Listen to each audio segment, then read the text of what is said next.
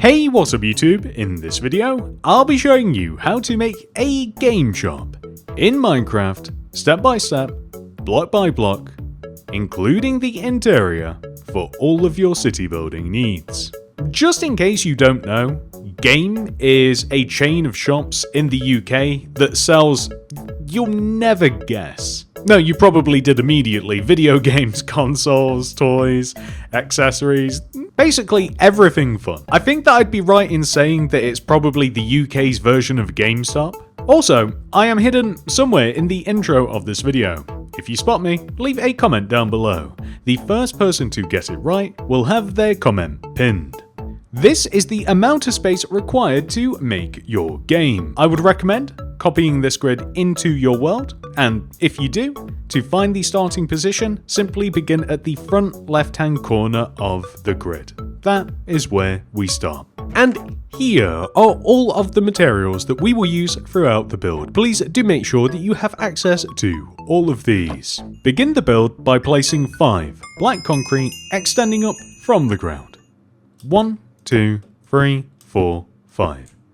Then extend to the right by 17. 1, 2, 3, 4, 5, 6, 7, 8, 9, 10, 11, 12, 13, 14, 15, 16, 17.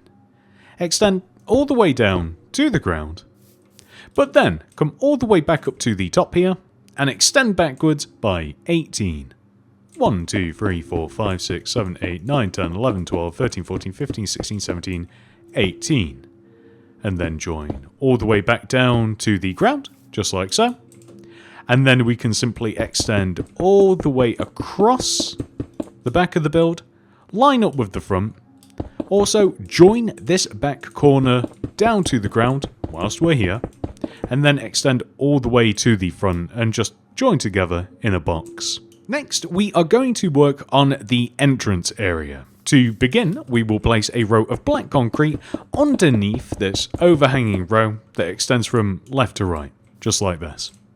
We will then add a row of polished black stone wall along the inside of this vertical row, and then place 3 rows of black stained glass pane to the right, 1, 2, 3, and these want to extend from the ground to the top. Then add a row of polished black stone wall to the right of this, and then a row of black stained glass to the right of that. We will then, for convenience sake, come all the way over to the right side here and do the exact same thing. So we'll place a row of polished black stone wall against the black concrete, 3 rows, 1, 2, 3, of glass extending inwards from the ground to the top, and then we will add a layer of polished black stone wall next to the glass, and then another layer of glass extending inwards. So this gives us our front windows, and more importantly, some empty space right in the middle. So we're actually going to utilize this empty space by following the empty space up to the top of the build here, and we will then place light grey concrete coinciding with the empty space / entrance area in front of the black concrete blocks above the entrance, just like so. And because why not, let's actually make the sign right now. So throw down loom, open it up, place a light grey banner in there with magenta dye. The first letter we must make is G. This is the pale sinister pattern. Then put light grey dye in there, apply the perfest pattern, put magenta dye back in there, and apply base, followed by pale dexter, followed by chief. Next, we must make A, which is pale dexter, pale sinister, chief, and then fess. And then M, which is the inverted chevron pattern, light grey dye in there, chief indented pattern, magenta dye back in, pale dexter, and then pale sinister. Then, finally E, which is simply pale dexter, chief, fess, and base. And with our banners, we can make the sign by simply placing them in order along the front of our light grey concrete. Next, we are going to seal up the walls of our shop. So to do this, we are just going to fill each one of the 3 empty sides in using black concrete.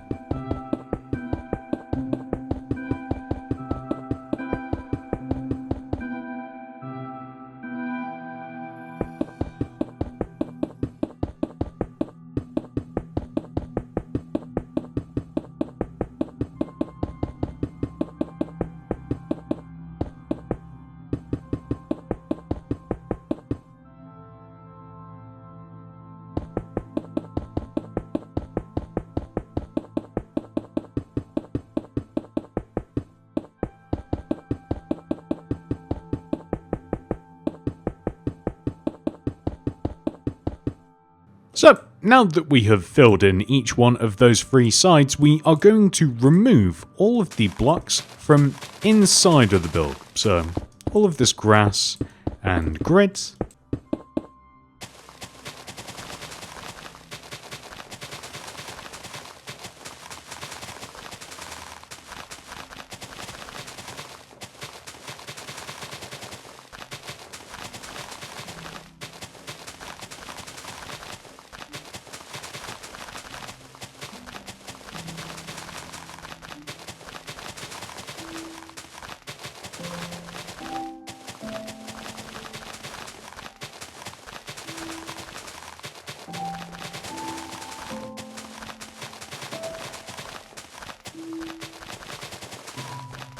And I'm going to replace the floor with stripped oak wood.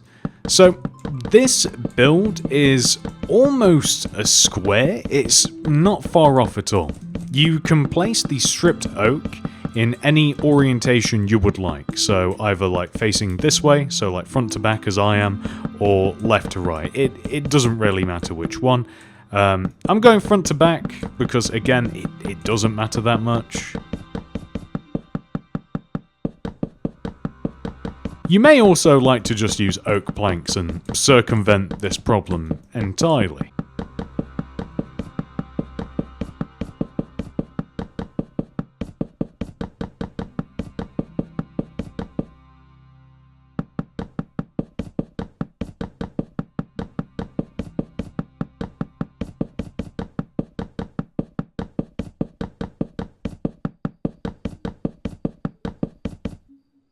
So, underneath the front windows, I am going to recommend placing black concrete underneath the wall to the wall blocks. And now I'm just going to face this way and place the wood just because it's a little bit easier for me. And probably you as well. So, now that we've done that, all we have to do is add the roof / ceiling. It is both simultaneously. This is also just black concrete.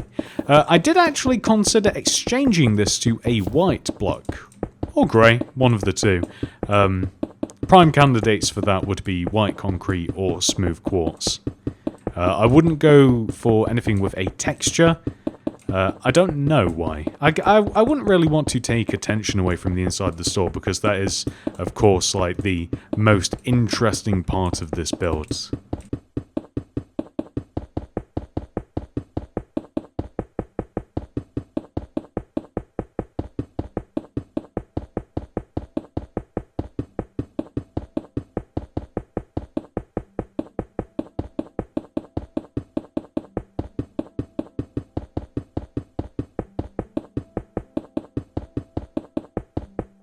And there you have it, ladies and gentlemen. That is the actual building complete. With the entire outside of the store complete, we can now head inside and work on the interior. Let's start all the way over here on this left wall.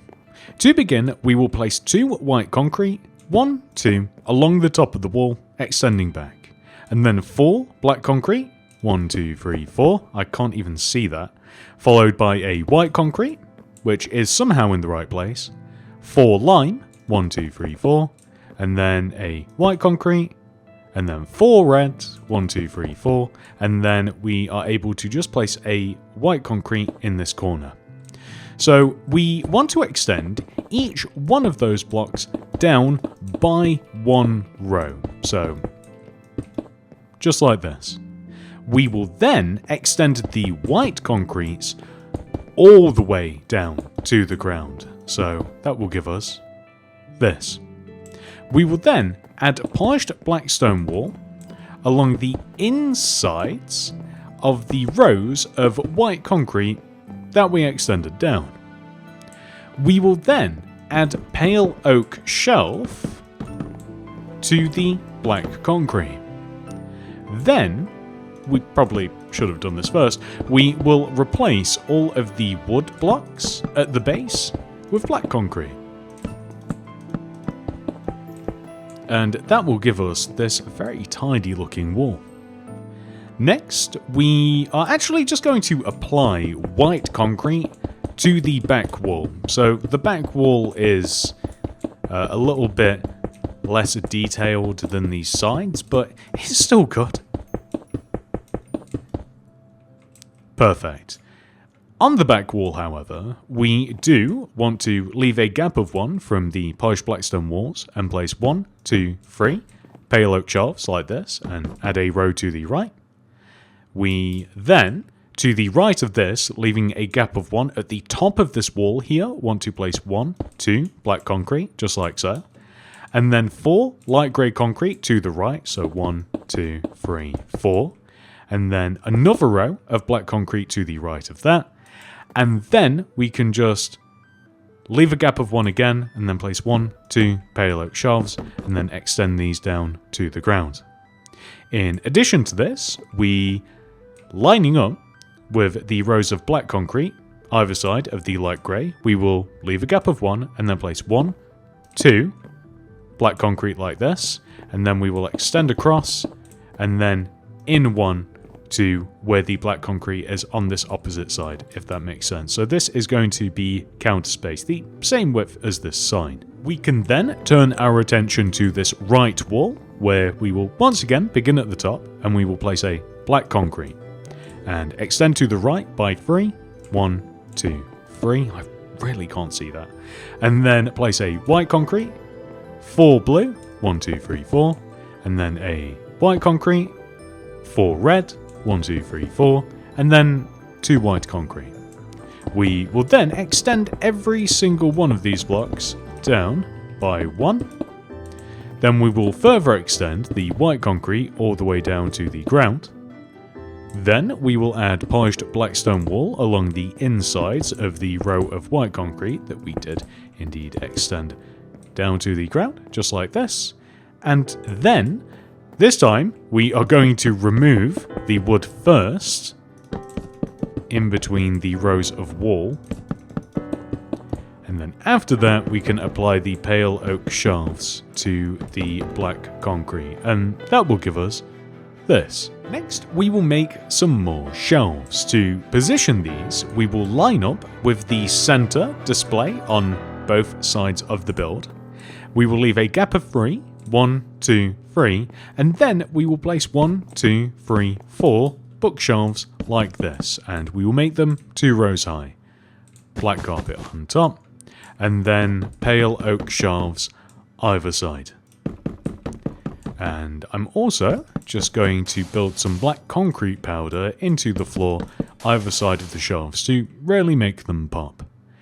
And then we can actually do the exact same thing just on this opposite side, of course. So leave a gap of 1, 2, 3, and then a row of 4 shelves, exact same as we did on the opposite side, clad both the long sides with pale oak shelves, add some black carpet to the top, some black concrete powder,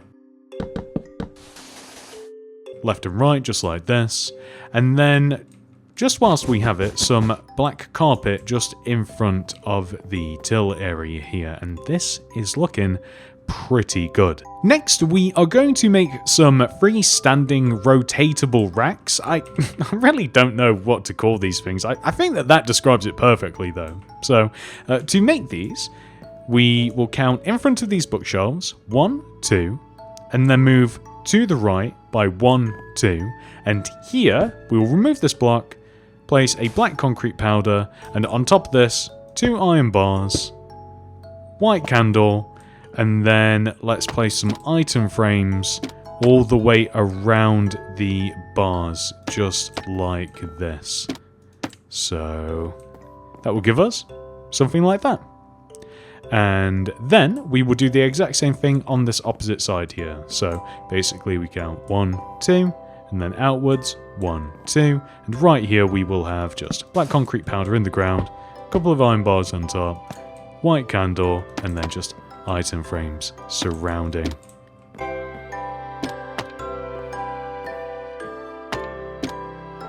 Next, we are going to make a bargain bin right in between these two freestanding rotatable racks. So we will place 1, 2 grey concrete powder right here in this position. You can see that it's right in the middle of these two racks. We'll extend that 1 row forwards, and then we will just add some spruce trapdoors all the way around the grey concrete powder. Just like so. Then on the left side of the store, we will place a row of 1, 2 pale oak shelves extending out from this wall with another row on top. We will then place black concrete powder underneath these shelves, and then I think we've actually got to balance on top of something to place some black carpet on top of these shelves, like this. Then we'll place 2 white concrete to the right of this, a pressure plate on top, and then a painting in front of this, just like so. And then, all the way over here on this side, we'll have something a little bit different. We basically just want to have the white concrete portion, so a couple of white concretes, pressure plate here, and then just a painting. And then we'll surround this with some stuff later. Unless you did want to just have like a tiny little rack, just one single, kind of lonesome looking pale oak shelf like that. Just like so. And then, in between the white concrete rows, we want to, and I think the easiest way to do it is this. We can place 2 rows of a solid block like white concrete, like right in between these rows of white concrete. And then we just want to stack some oak trapdoors up either side, just like that, and then remove the solid blocks in between. And then we could even, like right here, could add this on here as well. But this might be a little bit unnecessary. That might be a bit too many, but we'll see. You'll be able to tell yourself whether you like this or not. So we can have like just a bunch of security. Although I will say I do kind of like just the 2 central ones, but it would make more sense to have them either side here like this. But underneath this, we do want to have some black concrete powder. It's kind of like an entrance mat, so something like so. So if we do keep these, then that does kind of like throw the balance off a little bit. So again, we'll keep them for now, but I'm not certain. And just whilst we're out here, by the way, actually I have them in my inventory anyway, but I do want to apply the game logo, which is also just the word game, to the back wall here. And now I think it is time to decorate. To begin, we will place a flower pot here with a fern inside of it, lantern here, then a player head here, zombie head here, heavy weighted pressure plate here, and then a smooth quartz stair here, then a pale oak shelf here. Then we have to place some paintings, so I'm just going to go for some 1x2s above these shelves, just like so. Yeah, those ones will do, actually. And I also want to remove these shelves just on the right side of the build and also place a painting there. That is the exact same one that I wanted. I can't believe that. Then I'm going to grab all of the heads and I'm just going to stick a mix of them on here. So let's avoid the player and zombie head just because we've used them on the counter and they can just go in the bargain bin. But what I also want to do is stack this shelving unit here with all of the heads as well. So if you don't want to use the heads, you can use the spawn eggs because they also look like toys. But I will leave the choice up to you. So something like that, feel free to change it. Then I will take all of the horse armors and I'll do a similar thing here. So I'm just going to stack this spinny rack thing with a bunch of different horse armors just like so. Because once again, they look like toys or something. I'm going to do the exact same thing with all of the waxed golems, with this rack just on the opposite side. Once again, if you've got better ideas for any of these, do feel free to just chop and change them, and I realise we're bouncing about a bit. And then we can actually head all the way over to here, and we can stack these shelves with different shirts, just like so. And then here, we will place a red concrete, light blue concrete, some polished blackstone buttons on top, and then a mangrove fence gate here, warped fence gate here.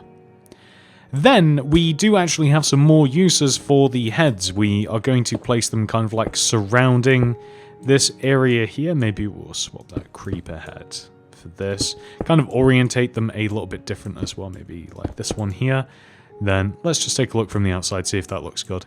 Yeah, I actually like that. I think that the Steve head is actually unnecessary, so we will remove it, even though it's already been removed from Steve himself.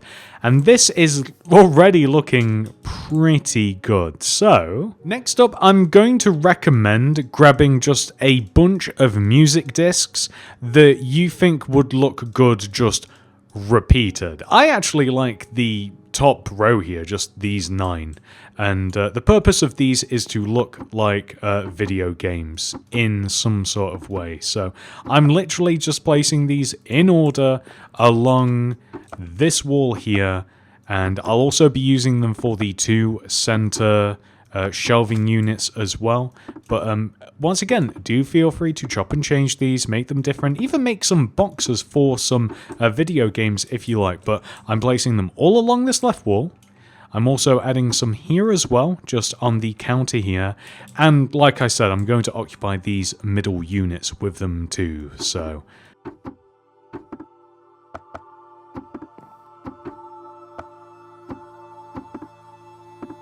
Really, if I wasn't being so lazy, I should in fact have 12, but they also should change the inventory space so that I can have 12 items if if the game wanted me to do that. Oh no. I hate this situation right here. Because now I have to replace that disc.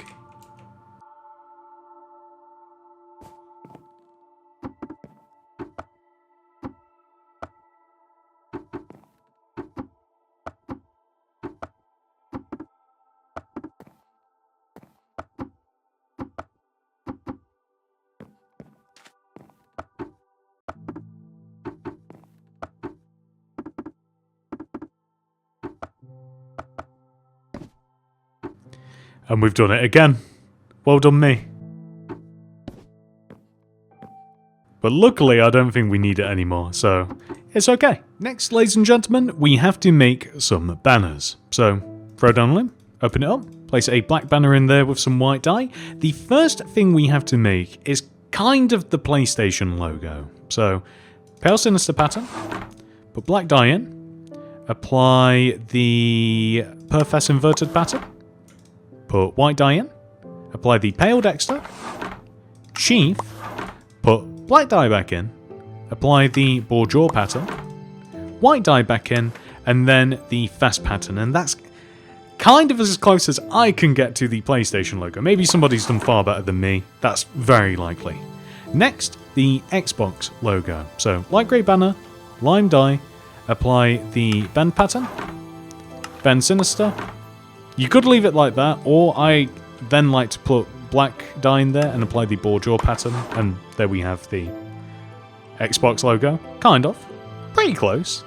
And now finally the Nintendo logo, which is basically just the word Nintendo, really. So instead we're just going to do N, which is of course red banner, white dye, pale Dexter, pale sinister, bend, and then I'm just going to add bourgeois with the red dye in there. And there we go. Perfect. Next, we are going to make what I'm using as a Pokemon card banner. So, open up the limb, place a red banner in there with some white dye, and apply the perfect inverted pattern. Then, put black dye in there and apply the fast pattern. Then, put light grey dye in there and apply the roundel pattern. White dye in there and apply the roundel pattern again. So you can either use this as a Pokemon card, so let me just show you, there we go, or we can then put that back in there with some blue dye and apply the ball jaw pattern. And I think that this kind of looks like an old school kind of like pack of cards, especially when it's thrown in the shelf. We'll have a look later, but we can keep both of those banners and we can test them out. And last but not least, we are going to make a phone banner / tablet banner. So to do this, light blue banner in there with some white dye and apply a bend pattern followed by a gradient pattern. So this is the most important part. So this is the screen itself, right? So from here, we can take this banner, throw it in the loom, and you can apply any dye with the ball jaw pattern, and you can just make a bunch of different colored phones. So light gray, this one can be dark gray, and then we will make a black one as well. So once again, just the screen banner followed by the dye just dictates the actual color of the phone / tablet that you want. With this collection of banners, we can now further improve our store by placing the PlayStation banner here, the Xbox banner here, the Nintendo banner here, and I'm using... I mean, maybe we can do two different ones. So again, kind of like this is meant to look like packs of Pokemon cards. So we can have both of these and then like one banner just here in the corner. I think that kind of, I mean, that's as close as I can get to making like a pack of Pokemon cards banner. But anyway, the phone banners we are going to use here. So I'm just going to stack this with the 3 different banners, but do feel free to make even more of these, and then you can have just individual ones in every single... I'm starting to realize that it really was a huge mistake to have the extra set of trapdoors. I think I'm going to remove them because they have been nothing but annoying, to be quite honest. So there we go. We have these, and then it might be nice to have kind of like just like a shulker box, like a white shulker box or so, kind of like just spread about, and that could like be an actual box for like the console or something. So maybe like here, just like in front of the wall, or not. I don't know. That might be a step too far. But ladies and gentlemen, I think that we've kind of done it. Unless we also place like a banner here. Nah, I don't think we will. I think we'll leave it like that. That is perfect. With that final detail added, we have officially completed this tutorial, ladies and gentlemen. However, this video is not over. We must now add our game into our city. Where do you go? This is always the hardest part of the video. You know what? No, this isn't hard. I think that I should place it all the way over here next to HMV. I'm just realizing how similar these two shops look, but I promise this is how most of them actually do look. But regardless, I like this. I think that this is the perfect place. You may be interested in becoming a channel member. You can click the join button that will be somewhere on the screen right now. This does cost money and is a monthly subscription, but you do get some perks. The first of which is a download link for my city design world. This has every single build that I have placed in my city, arranged in order, and labeled. This perk also comes with schematics for the mods Lightmatica and World Edit, so you can easily reference and copy and paste these builds into your worlds in any way that you'd like. However, if you're not interested in any of that building business, the highest tier allows you to download the most current version of Mini-City. There are also some minor perks, including loyalty badges displayed next to your name whenever you comment something down below on my videos. Depending on how long you have been a channel member, you gain a more prestigious helmet, with the highly coveted gold builder's hat being the most valuable. And that's it. Thank you so much for watching. I hope to see you in the next one. Goodbye.